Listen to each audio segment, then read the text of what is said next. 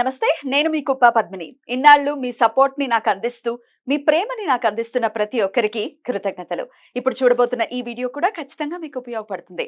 Like, share and subscribe చేసి మీ ఇష్టాన్ని అలాగే మీ సపోర్ట్ ని నాకు అందించండి. అలాగే ఈ వీడియో పట్ల మీ అభిప్రాయాన్ని కమెంట్ సెక్షన్ లో కమెంట్ చేసి నాకు తెలియజేయండి.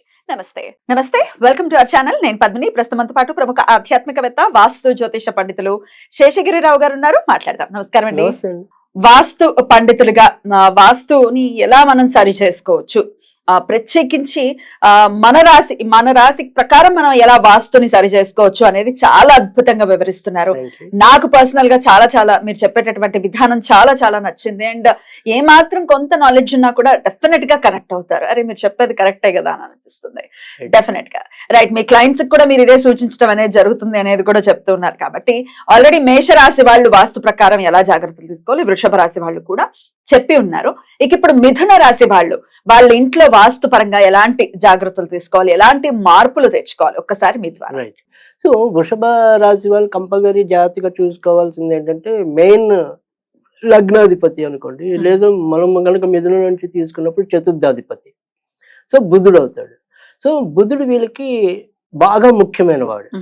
సో అందుకని ఇక్కడ ఎప్పుడు కూడా ఉత్తరం ఎట్టి పరిస్థితుల్లో కూడా వాళ్ళు మనం శుచి శుభ్రంగా చూసుకోవటం అనేది వృషభ రాశి వారు చెప్పారు. అంటే మీరు చిన్న వస్తువులే కదా అని చెప్పి చీపుని తీసుకొచ్చి ఉత్తరంలో పెట్టకూడదు. అయ్యో బాబాయ్, జనరల్ గా సర్వసాధారణంగా ఎవరు పెట్టట్లేదు ఈ మధ్య. ఇప్పుడు కొద్దిగా అంటే ఇప్పుడు కొద్దిగా అవకాశం మనకి పెరిగింది కాబట్టి కొంత నాలెడ్జబుల్ అవుతున్నారు జనాలు. కానీ నేను అనేది ఏంటంటే ఇప్పటికీ ఎవరైనా అలా కొంత మనకి కాలు వాళ్ళు ఎవరైనా ఉంటే కనుక సాధ్యమైనంత వరకు కూడా ఉత్తరంలో ఈ డస్ట్బిన్లు కానీ లేదా ఇలాంటి ఏదైనా సరే చీపులు కానీ ఇలాంటివి వీళ్ళు ఉత్తరంలో ఎట్టి పరిస్థితుల్లో కూడా. ఎవరు? వృషభ రాశి వాళ్ళు. మిథున రాశి వాళ్ళ గురించి చెప్తున్నారా? రైట్. ఇప్పుడు మనం మిథున రాశి కాబట్టి మిథున రాశి మిథునమే ఉత్తరంలో జాగ్రత్తగా ఉండాలి. ఎందుకంటే ఇంతగా చెప్పాం, మిథున రాశికి అధిపతి బుధుడు అవుతున్నాడు. తర్వాత చతుర్థాధిపతి అంటే గృహంలో శాంతి కావాలన్నా కూడా బుధుడే అవుతున్నాడు. సో అందుకని ఇక్కడ ఫస్ట్ అయితే వీళ్ళు బుధుడిని కాపాడుకోవటం అనేది ఉండాలి. సో అందుకని ఖచ్చితంగా ఈ బుధ స్థానంలో ఎప్పుడు కూడా మనకి ఇలాంటివి ఉండకూడదు. ఇందాక చెప్పిన నెగిటివ్ ఎనర్జీని ఎక్కువ ఇచ్చే వస్తువులు ఏవైతే ఉంటాయో చెప్పులను కూడా పెట్టేస్తుంటారు సర్వసాధారణంగా. అదే కదా, ఈ నెగిటివ్ ఎనర్జీ వల్ల ఏటి వల్ల వస్తుంది? చీపురు వల్ల వస్తుంది జనరల్. తర్వాత వచ్చేప్పటికి ఇలాంటి డస్ట్బిన్లు కానీ ఇలాంటివి చెప్పులు ఉంటే చెప్పులు ప్రధాన కదా. సో వీటి వల్ల నెగిటివ్ ఎనర్జీ పాస్ అవుతుంది. అందుకు కానీ ఇలాంటివి ఏమైనా ఉంటే కనుక వీళ్ళు దానికి ప్రత్యామ్నాయంగా ఏమున్నాయి అనేది చూసుకుని పెట్టుకోవటం అనేది మంచిది. సో దక్షిణం వీళ్ళకి ఎంత చెడిపోయినా మంచిది.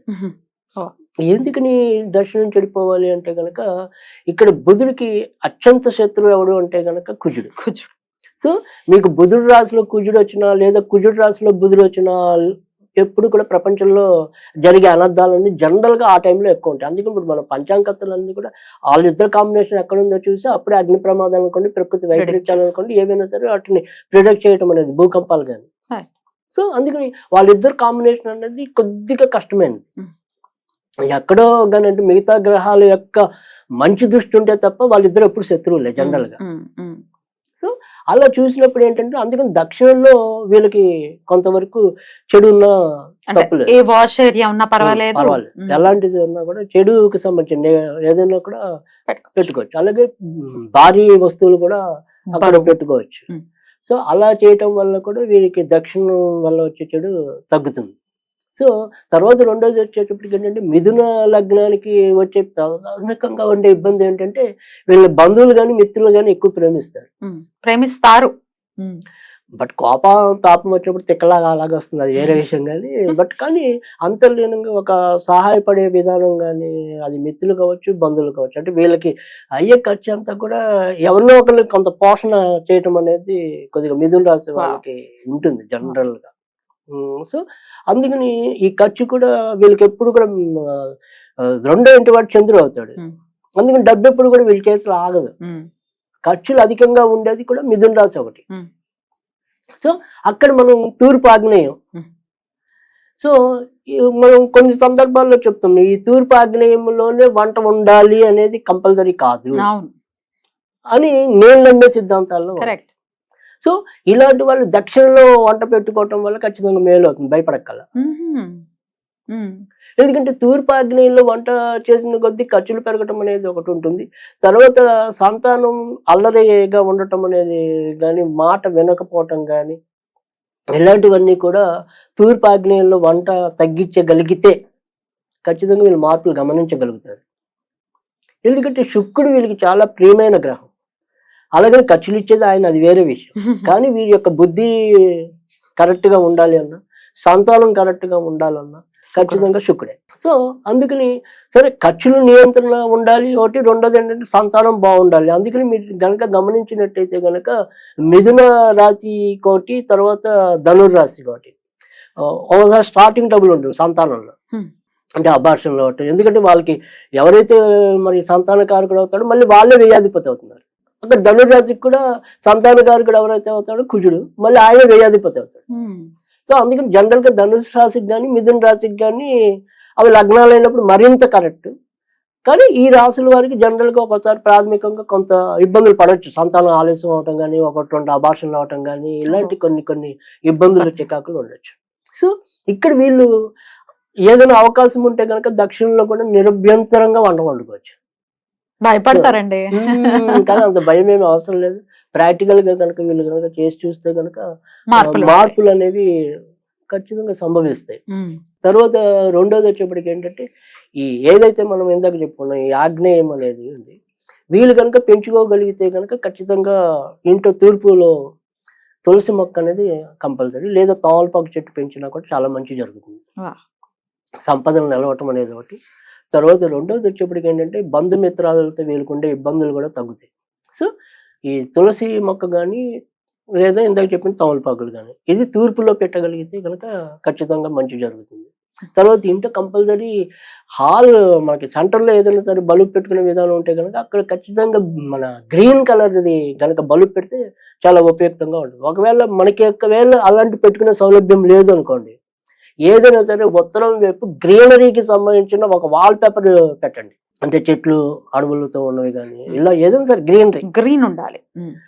అలాంటి ప్రకృతి సంబంధించిన చిత్రాలు ఉత్తరంలో పెట్టినా కూడా ఖచ్చితంగా మంచి మార్పులు ఉంటాయి. సో ఆ రకంగా కూడా మిథున రాశి వాళ్ళైతే లాభం పడడానికి ఉంటుంది. సో వీళ్ళకి అసలు ఎక్కువ నెగిటివ్ ఎఫెక్ట్స్ ఏమైనా ఉంటే అవి దక్షిణం వైపు నుంచి వస్తాయి. సో అందుకని దక్షిణం తప్ప మిగతావన్నీ కూడా ఇంచుమించు పర్వాలేదు. అందుకని దక్షిణం ఒకటి కొద్దిగా వీళ్ళకున్న ఏవి మనం ఏమంటాం బరువైనవి అనుకోండి, లేదా ఇందాక చెప్పిన చెప్పులు కానీ ఇలాంటివన్నీ సాధ్యమైనంత వరకు దక్షిణానికి పంపించేయడమే. రైట్. ఏ ఎంట్రన్స్ వీళ్ళకి చాలా చాలా బాగుంటుంది అని అనుకోవచ్చు. రైట్. ఎప్పుడైనా సరే ఎప్పుడు కూడా మిథున రాశికి అయితే కనుక తూర్పు కానీ ఉత్తరం కానీ బెస్టే. ఎందుకంటే తూర్పు అనేది సహాయ స్థానం, అంటే మనకు సింహరాశి అవుతుంది మూడోది. సో సూర్యుడి పైకి వీళ్ళకి అత్యంత మిత్రుడు బుధుడికి. సో ఇరుగు పొరుగు వారితో సంబంధ బాంధవ్యాలు బాగుండాలి అంటే కనుక ఖచ్చితంగా తూర్పు కూడా మేలు చేస్తుంది. కానీ ఇంక ఉత్తరం అనేది అసలు వాళ్ళ అధిపతి అయిన కదా, హ్యాపీగా తీసుకోవచ్చు. ఇక మరీ తప్పనిసరి పరిస్థితుల్లో అయితే కనుక పడమర కూడా కొంతవరకు తీసుకోవచ్చు. కానీ పూర్తిగా అవాయిడ్ చేయాల్సింది అయితే కనుక సౌత్.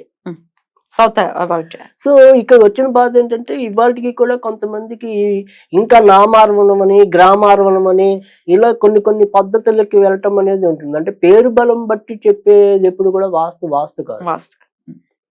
అది కొద్దిగా జనాలకి ఆ రకంగా కూడా కొంత చైతన్యం రావాలని నేను కోరుకుంటున్నాను. సో ఎందుకంటే పేరు అనేది మరి రాశి తెలియదు, నక్షత్రం తెలియదు, లగ్నం తెలియదు అనుకునే వాళ్ళకి మరి ప్రత్యామ్నాయం ఏంటి? అది ఎప్పుడైనా సరే ప్రత్యామ్నాయం అంటే కనుక ఒకటి ఖచ్చితంగా అనుభవం ఉన్న పండితుల్ని కలిస్తే ఒక పద్ధతి, ఇంకా తప్పనిసరి అయినప్పుడు ఏదైనప్పటికీ ఇంకా అప్పుడు మిథున రాశి అనుకుంటే మిథున రాశి అలా ఫాలో అవటమే తప్ప ఇలాంటి పేరు బలం లేని వాళ్ళైతే నిజంగా పేరున్న వాళ్ళేమో కానీ పేరు లేని వాళ్ళైతే తప్పనిసరిగా అనుభవం ఉన్న వాళ్ళని కలవాలి. సో ఎందుకంటే ఇక్కడ అనుభవం ఉన్న వాళ్ళని ఎందుకు కలవాలి అంటే కనుక తీసుకురాగలరు. ఇక్కడ మీరు ఎప్పుడు పుట్టారనేది తెలుసుకోగలరా? తెలుసుకోవడం లేకపోతే 2-3 రకాల మనకి వేరే ప్రత్యామ్నాయ పద్ధతులు ఉంటాయి. ఒకటి వాళ్ళ హస్తరేఖలు బట్టి చెప్పడం అనేది ఉంటుంది. కేపీ మెథడ్లో ఖచ్చితంగా బాగా 100% రిజల్ట్స్ ఇచ్చేది దాన్ని ప్రశ్నా శాస్త్రం అంటాం. అంటే ఇక్కడ రెగ్యులర్ గా ఉండే ప్రశ్నా శాస్త్రానికి కేపీలో ఉండే ప్రశ్నా శాస్త్రం చాలా తేడా ఉంటుంది. అంటే ఇక్కడ మీరు మిమ్మల్ని 249 లోపు ఒక సంఖ్య కోరుకోమనటం అనేది ఉంటుంది. 249. సో ఈ 249లో మీరు చెప్పే నంబర్ బట్టి అది ఖచ్చితంగా మనం దాన్ని డిసైడ్ చేసేయచ్చు. సో నిజంగా చెప్పాలంటే కనుక 100% యాక్యురసీ ఉంటుంది దాంట్లో. కేపీలో ఇది కూడా ప్రశ్న శాస్త్రం నేననేది మేజర్ గా. మిగతాది నేను చెప్పలేను. కేపీ అయినప్పటికీ కూడా మిగతా వాటితో పోలిస్తే యాక్యురసీ ఉండొచ్చేమో కానీ కేపీలో ప్రశ్న శాస్త్రం అనేది 100% యాక్యురసీ. ఎందుకంటే ఇప్పుడు చాలా మంది నా దగ్గర నా అనుభవంలోనే చెప్తాను. ఇప్పుడు మీకు నేను ఒక అంకె కోరుకోమనగానే అప్పటిదాకా మీ మైండ్ లో 9 అడగాలి ఉంటుంది, కానీ అన్ఎక్స్పెక్టెడ్ గా మీకు తెలియకుండా 242 అంటారు. అంటే మనకి ఏమంటే మనసులో ఉన్నది సోదిలోకి వస్తుంది, అంటే మీది ఏదైతే ఉందో అదే సోదిలోకి వస్తుంది. అలా ఎన్నో సందర్భాలు. కాకపోతే ఇక్కడ వచ్చిన బాధ ఏమిటంటే కనుక పబ్లిక్ కొంతమందికి ఏమవుతుందంటే నేను ఏదో నంబర్ అడగాలంటే నేను అలా అడుగుదాం అనుకున్నానండి, ఇలా అడిగానండి, దీన్ని బట్టి మారిపోయిందా అండి, ఇలా కొన్ని అపనమ్మకాలు. సో దానివల్ల మనం దాన్ని అందరికి అప్లై చేయలేకపోవటం అనేది ఉంటుంది. కానీ నిజానికి అయితే కనుక అసలు ఎవరికి డేట్ ఆఫ్ బర్త్ ఇలా కొద్దిగా గానీ. రైట్ అండి, చాలా అద్భుతంగా మాకు వివరించారు. ఇక నెక్స్ట్ ఎపిసోడ్ లో కర్కాటక రాశి వారి గురించి మాట్లాడుకుందాం. నమస్కారం అండి.